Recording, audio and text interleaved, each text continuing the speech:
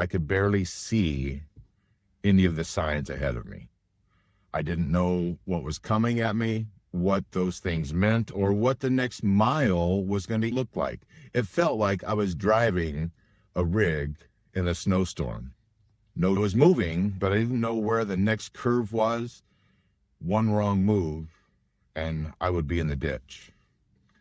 That's what the courtroom feels like for most dads. It did for me. And today, I'm going to turn on the high beams and give you a cleaner look at what actually happens in the legal process so that you don't get blindsided like I did 20 years ago.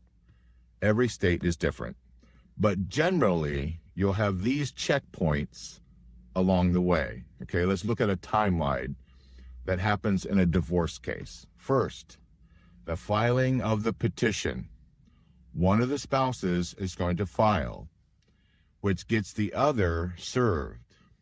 I was surprised. My soon-to-be ex back then filed. I got served while I was at work. Total surprise. I did not know that she had done this. That's when the second thing happens. The clock starts ticking. This is where they wait for a response or an answer, which leads to the third thing, which is their temporary orders. These have to do with custody, support, child support, spousal support, and who lives where during the process. Then comes the fourth thing, which is discovery. Discovery is about exchanging your financials, documents, answering questions, etc. Number 5, mediation, where you attempt to settle before going to trial. And then comes number 6, depositions. Depositions are basically your sworn testimony outside of the court. Number 7, if there's no agreements reached by this time, then a trial, a divorce trial, is underway. Think of it as a long-haul route with checkpoints. Most dads will encounter at least 3 or 4 of these along their way.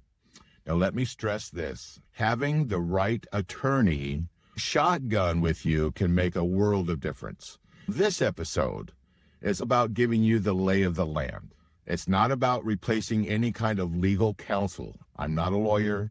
This is not legal advice. Back then, I hired the cheapest lawyer I could find. If you haven't already, go back and check out our earlier Drive to Thrive podcast, where Gio and I break down how to hire the right lawyer and the red flags to avoid along the way. I found out while recording that episode with Gio that I made all the wrong moves. I hired the cheapest lawyer there was. What I really needed was a firm that had multiple attorneys and plenty of legal aides with experience, and a firm like that would have the specialty to handle a divorce case. I learned a great deal from that episode. That episode is actually on Spotify.